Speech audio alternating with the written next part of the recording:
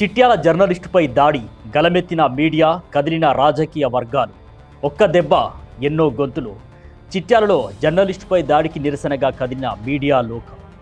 చిట్యాలలో RB news reporter పుల్ల రవీందర్పై జరిగినటువంటి దాడి ఇప్పుడు ఒక్క జర్నలిస్టు సమస్యగా మిగలలేదు. దాడి ఘటనకు నిరసనగా జర్నలిస్టు సంఘాలు గీతలు చెరిపేశారు, రోడ్డెక్కారు, గలమెత్తారు. దాడి చేసిన వారిపై కఠిన చర్యలు తీసుకోవాలంటూ డిమాండ్ చేశారు. మరోవైపు ఈ ఘటన రాజకీయ వర్గాల్లోనూ చర్చనీయాంశమైంది. మాజీ ఎమ్మెల్యే గండ్రా ఆసుపత్రికి వెళ్లి రవీందర్ను పరామర్శించగా ఎమ్మెల్యే గండ్ర సత్యనారాయణరావు కూడా స్వయంగా బాధిత జర్నలిస్టును పరామర్శించారు. ఒక్క ఘటన నుంచి ఈ సమాజానికి గట్టిగా వినిపించిన ఒకే ఒక్క సందేశం: జర్నలిస్టుపై దాడి చేస్తే మౌనంగా చూస్తూ ఊరుకోబోమని మీడియా ప్రపంచం కూడా చాటి చెప్పింది. ఆర్బీ న్యూస్ రిపోర్టర్ పుల్ల రవీందర్పై జరిగిన దాడితో జర్నలిస్టుల్లో ఆగ్రహం కట్టలు తెంచుకుంది. ఎవరు ఏ సంఘంలో ఉన్నారన్నది పక్కన పెట్టి జర్నలిస్టులంతా ఒక్కటయ్యారు, నిరసన బాట పట్టారు, రోడ్డెక్కి నినదించారు.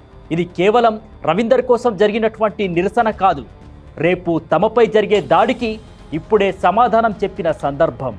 కెమెరా పట్టుకున్న చేతిని కొట్టొచ్చు, కలం పట్టుకున్న చేతిపై దాడి చేయొచ్చు, కానీ నిజాన్ని బయటికి తీసే గొంతును ఆపలేరన్న సంకేతాన్ని జర్నలిస్టు ఇచ్చారు. సమాజంలో జరుగుతున్న అసమానతలను ప్రజలకు తెలిపే విధంగా వార్తా కథనాలు రాసే హక్కు ప్రతి జర్నలిస్టుకు ఉంటుంది.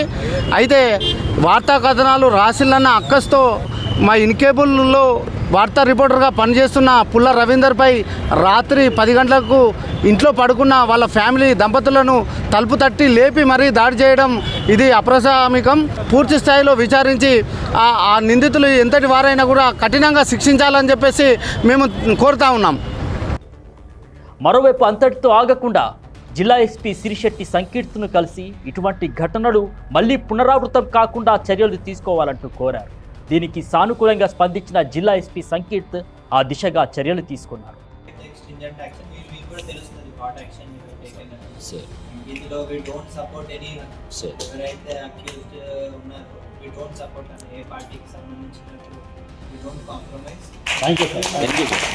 మరోవైపు ఈ ఘటన రాజకీయంగానూ ప్రకంపనలు సృష్టించింది. ప్రతిపక్ష పార్టీకి చెందిన మాజీ ఎమ్మెల్యే గండ్రా ఆసుపత్రికి వెళ్లి చికిత్స పొందుతున్న రవీందర్ను పరామర్శించారు. ఘటన వివరాల్ని అడిగి తెలుసుకున్నారు. జర్నలిస్టుపై దాడిని తీవ్రంగా ఖండించారు. ఇక బాధితుడికి అండగా నిలిచారు. విషయం తెలుసుకున్న వెంటనే స్పందించి ప్రతిపక్ష హోదాను సమర్థవంతంగా నిర్వహించారు. చిట్యాల మండల కేంద్రంలో రిపోర్టర్గా పనిచేస్తున్నటువంటి రవితేజను విపరీతంగా కొట్టడం, కులం పేరు పెట్టి దూషించడం, ఆయన భార్య అడ్డం పోతే భార్యను కూడా కొట్టడం, ఇంట్లో ఫర్నిచర్ అంతా కూడా ధ్వంసం చేయడం, ఇదంతా కూడా చూస్తూ ఉంటే నిన్ననే కాక మొన్న మనం 15th ఆగస్టు సెలబ్రేట్ చేస్తాం. మన భారతదేశానికి స్వాతంత్రం వచ్చి 80 సంవత్సరాలు పూర్తవుతాము. ఇప్పుడు అధికార పార్టీ నాయకులు విచ్చలవిడిగా ఇప్పటికే ప్రజలను భయభ్రాంతులకు గురి చేస్తూ ఉన్నారు. చివరికి మీడియాను కూడా వదలకుండా ఆయన విధి నిర్వహణలో అమ్ముకున్నటువంటి భూమి దాదాపు 15 ఏళ్ళ నుంచి కబ్జాలో ఉండి కాస్తు చేసుకుంటూ ఉంటే ఆ భూమి మీద మరి కొంతమంది వ్యక్తులు వచ్చి నన్ను ఇబ్బంది పెడుతున్నారని సమాజం దృష్టి తీసుకెళ్తే, మీడియా దృష్టి తీసుకెళ్తే, మీడియాలో చెప్పినటువంటి కథనాలను ప్రచారం చేయడం అనేది మీడియా యొక్క డ్యూటీ. మరి అదే సందర్భంలో ఒక వ్యక్తిని టార్గెట్ చేసుకొని 10:30 సమయంలో ఇంటికి పోయి తలుపు తట్టి లేపి కొట్టడం ఇది పూర్తిగా దుర్మార్గమైనటువంటి చర్య. ఆయన కాంగ్రెస్ పార్టీ జిల్లా ప్రధాన కార్యదర్శి అట, ఆయనతో పాటు టీం తీసుకొని కొట్టడం. మరి కాంగ్రెస్ పార్టీ నాయకులు చాలా పెద్ద పెద్ద మాటలు, నిన్ననే సాక్షాత్తు ముఖ్యమంత్రి, పార్టీ అధ్యక్షుడు అందరూ కూడా నిన్న మన ఉమ్మడి వరంగల్ జిల్లాలో పర్యటన చేసి ఇదేనా వీళ్ళు నేర్పుతున్నటువంటి సాంప్రదాయం?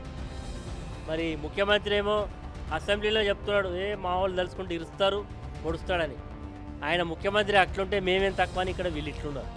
కాబట్టి ఈరోజు ఈ యొక్క చర్యను భారత రాష్ట్ర సమితి తీవ్రంగా ఖండిస్తున్నది.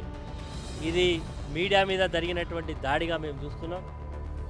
ఇది ఒక్కడితో ఆగది. ఇవాళ రవితేజ మీద అవుతుంది, రేపు ఇంకోరి మీద అవుతుంది, రేపు ఇంకోరి మీద అవుతుంది. కాబట్టి మరి మీడియా మీద పెట్టినటువంటి దాడిని మీడియా అట్రాసిటీ పెట్టాలి. అదేవిధంగా అతను ఎస్సీ కులస్తుడు కాబట్టి ఎస్సీ అట్రాసిటీ యాక్ట్స్ పెట్టాలి, దోషులను చాలా కఠినంగా శిక్షించాలి. అయితే ఇక్కడ అధికార పార్టీలో ఉన్నటువంటి నాయకులే దాడికి పాల్పడడంతో వారిపై చర్యలు ఉంటాయా అనే ఊహాగానాలు వినిపించాయి. మధువంశీకృష్ణను అలాగే మిగతా నాయకుల్ని కూడా కేసు నుంచి తప్పిస్తారనే గుసగుసలు కూడా వినిపించాయి. అయితే ఈ ఊహాగానాల్ని పటాపంచలు చేస్తూ ఎమ్మెల్యే గండ్ర సత్యనారాయణరావు రవీందర్ను పరామర్శించి ఆరోగ్య పరిస్థితిని తెలుసుకున్నారు. అంతేకాదు లైన్ క్రాస్ చేస్తే చట్టాన్ని చేతుల్లోకి తీసుకుంటే సొంత పార్టీ వారైనా కూడా విడిచిపెట్టే పరిస్థితి ఉండదని, ఎంతటి వారైనా చర్యలు తప్పవన్న స్పష్టమైనటువంటి సందేశం వెళ్లేలా పోలీసులకు సూచనలు చేశారు. పోలీసులు ఈ విషయాన్ని సీరియస్గా తీసుకొని దాడికి పాల్పడ్డ వారిపై ఎఫ్ఐఆర్ నమోదు చేశారు. దీనిపై ఇప్పుడు దర్యాప్తు కూడా చేస్తున్నారు. గతంలోనూ తన పిఏకు సంబంధించిన కేసు విషయంలోనూ ఎమ్మెల్యే గండ్ర సత్యనారాయణరావు నిష్పక్షపాతంగా వ్యవహరించారు. ఇప్పుడు దాడికి పాల్పడింది సొంత పార్టీ నాయకులైనా సరే చట్టం ముందు అందరూ సమానులే అనేటటువంటి సందేశం ఇచ్చేలా ఎమ్మెల్యే గండ్ర సత్యనారాయణరావు ప్రత్యేక చొరవ చూపి బాధిత రిపోర్టర్కు అండగా నిలవడంపై ఈ విషయంలో షబాష్ ఎమ్మెల్యే అనిపించుకున్నారు. ఒకవైపు జర్నలిస్టుల ఐక్యగలం, మరోవైపు రాజకీయ నేతల పరామర్శ, ఎమ్మెల్యే గండ్ర సత్యనారాయణరావు పోలీసుల ప్రత్యేక చొరవ పట్ల ఆర్బీ న్యూస్తో పాటు మా ఆర్బీ న్యూస్ రిపోర్టర్ రవీందర్ తనకు న్యాయం జరుగుతుందనేటటువంటి ఒక నమ్మకం, ఆశాభావం అయితే వ్యక్తం చేస్తున్నారు.